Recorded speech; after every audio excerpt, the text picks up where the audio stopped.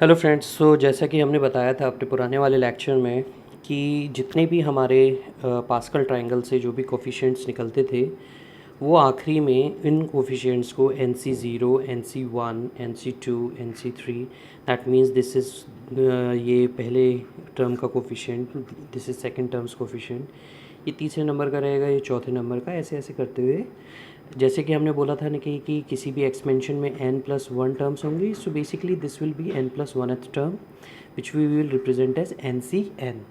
And जैसे कि हमने पुराने वाले लेक्चर में बोला था कि we will read about how we will expand a+b to the power n and how we will expand 1 plus b to the power n, like that, okay, and like how we will prove it. Cool. So अभी हम अपना lecture आगे बढ़ाते हैं. So as decided, we are going to study how we will expand a plus b, alright, to the power n. So expansion of a plus b to the power n. Alright, so हम अपना rule याद रखेंगे. सो पहली चीज़ जो coefficients रहेंगे, जो मैंने कि पिछले उसमें आपको शुरुआत में ही बताया, उसके हमको पूरा याद रखना है कि like for first we will directly expand it, so that will be equal to, so the first coefficient was NC0, okay, and उसके बाद इसका जैसे कि हमने पहले एक ऑब्जर्वेशन निकाला था कि सबसे पहले में first term will have the original index, okay, and second term will have a zero index, okay, plus NC1 जो कि सेकेंड का कोफिशिएंट था.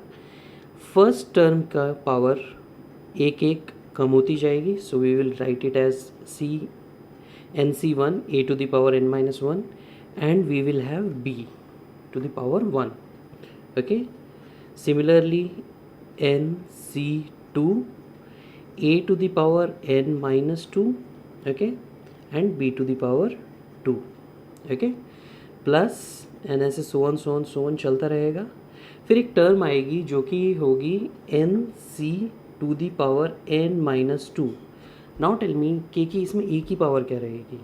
अगर आपने यहाँ पे नोटिस किया हो तो यहाँ पे क्या है, n-0, n-1. सो इसी तरीके से ए टू दी पावर क्या रहेगी, n-2, okay, and b to the power what, it's similar.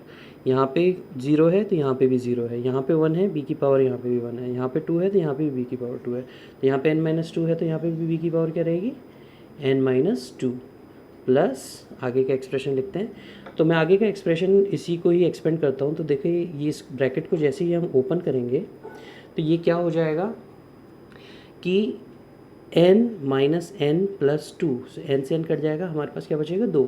तो इसी तरीके से जो nth टर्म रहेगी NCn-1, ओके, n-1th टर्म जो रहेगी NCn-1 a to the power 1, ठीक है ना, जैसे यहाँ पे 2 था, and b to the power n-1, and the last term will be NCn a to the power 0 हो जाएगी और b to the power n हो जाएगा.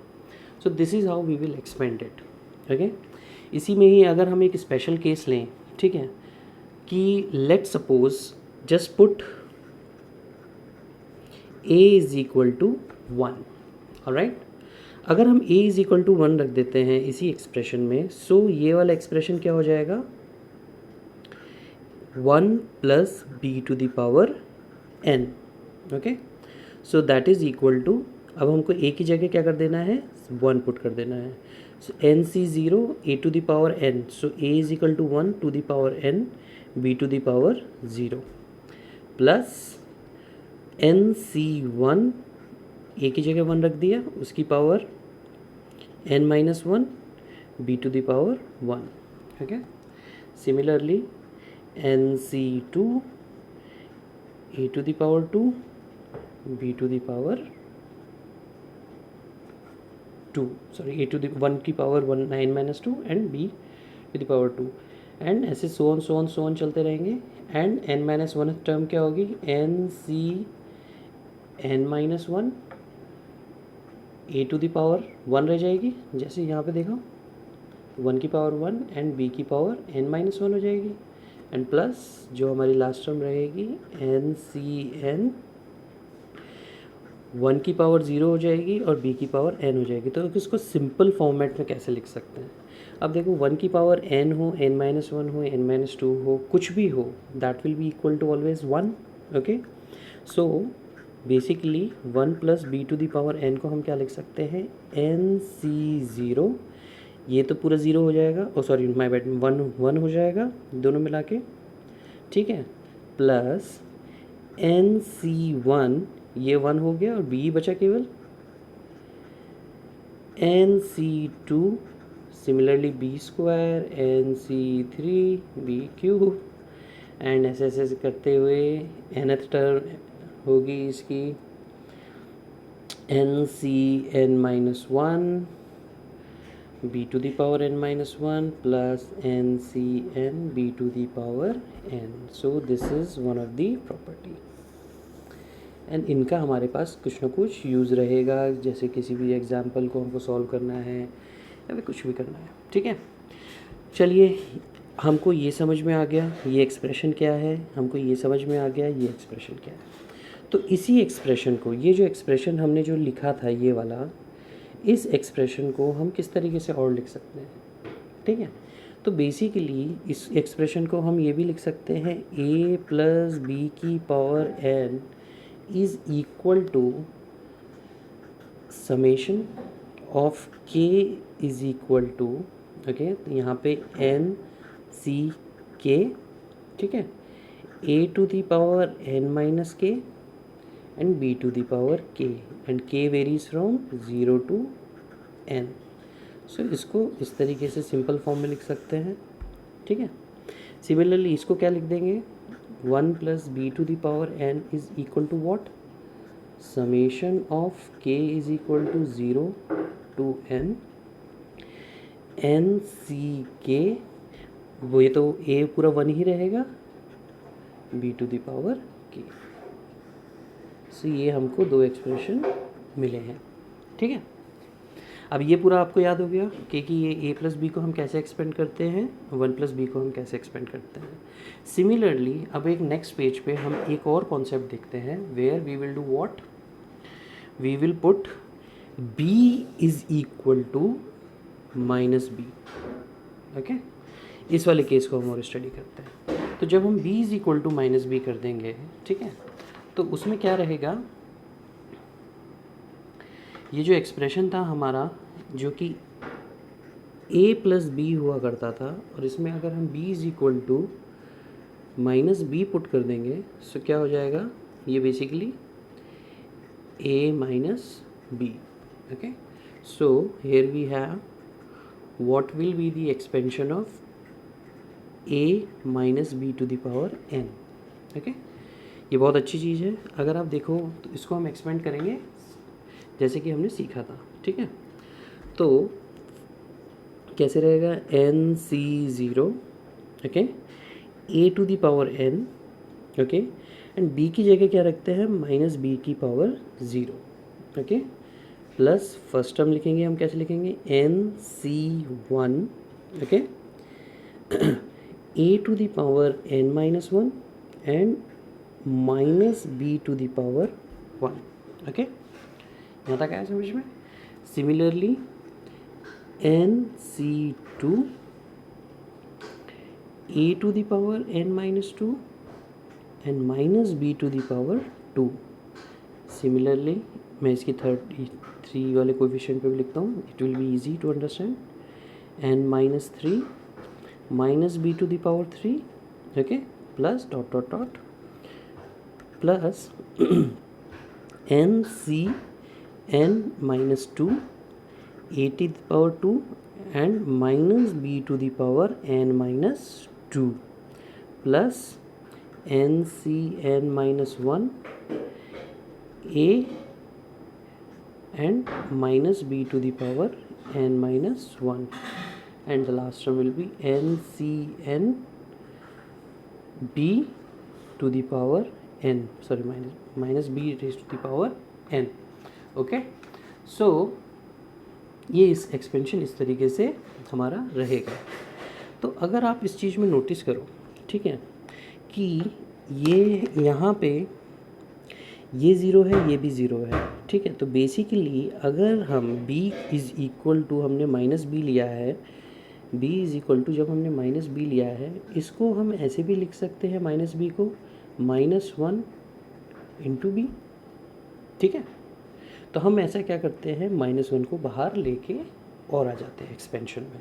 तो इसी को ही अगर हम ऐसे लिखें NC0 a to the power n -1 to the power 0 and b to the power 0, okay, plus NC1 a to the power n -1 -1 raise to the power 1 and b to the power 1, plus NC2 a n -2 -1 raise to the power 2 and b to the power 2, plus ऐसे करते करते NCn -1 term आएगी, कैसे लिखेंगे, a to the power 1 -1 raise to the power n -1 and b to the power n -1, and the last term will be NCn, okay,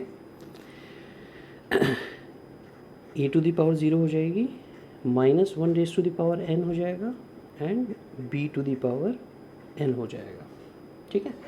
तो अब हम इसको क्या करेंगे, इसको सिंपली इस तरीके से लिख सकते हैं कि a minus b to the power n is equal to NC0 a n b to the power 0 is equal to 1। अब यहाँ पे देखिए यहाँ पे ये देखिए -1 रेज़ टू दी पावर 1 है, तो मतलब नेगेटिव साइन, ठीक है। NC1, okay, a to the power n -1 b, okay, ये भी आ गया पूरा। NC2, देखो -1 की पावर 2 इज इक्वल टू +1 हो जाएगी, इसी वजह से यहाँ पे +1 साइन आया, ठीक है। a n -2 b to the power 2, ऐसे ही नेगेटिव साइन आएगा आगे, तो ऑल्टरनेट साइन रहेगा। लेकिन हमको कैसे पता चलेगा कि लास्ट साइन क्या है, ठीक है। तो उसके लिए हम क्या करते हैं, बेसिकली हम इस टर्म को उठाते हैं सीधा, ठीक है, इन टर्म्स को, ये हमारे पास हेल्पफुल रहेंगे। तो हम आखिरी में प्लस साइन रख लेते हैं, लेकिन we will write last term as -1 to the power n NCn b to the power n। So this is how we will expand a minus b to the power n। अब इसी का ही अगला खेल ये भी देख सकते हैं कि अगर हम a is equal to 1 put कर दें तो सिंपल है, जैसे कि हमने पहले किया था, ठीक है। ये आप ट्राई करिएगा, ठीक है। मैं आपको बस इसका यही है कि इसका आंसर लिख के दे देता हूँ कि 1 minus b to the power n क्या होगा, वो सिंपल है, बहुत इजी रहेगा। NC0 minus NC1 b plus NC2 b square plus dot dot dot plus -1 to the power n NCn b to the power n। So this will be the answer, okay। सो ये था आज के lecture के लिए। अब मैं आपको बता देता हूँ, जैसे मैं हर बार बोलता हूँ कि नेक्स्ट लेक्चर में हम लोग क्या पढ़ेंगे। सो इन आवर नेक्स्ट लेक्चर मैं आपको बताऊँगा कि अगर हमको कोई सी भी टर्म निकालनी है, सो nth term, okay, and along with that I will tell you how to find the middle term,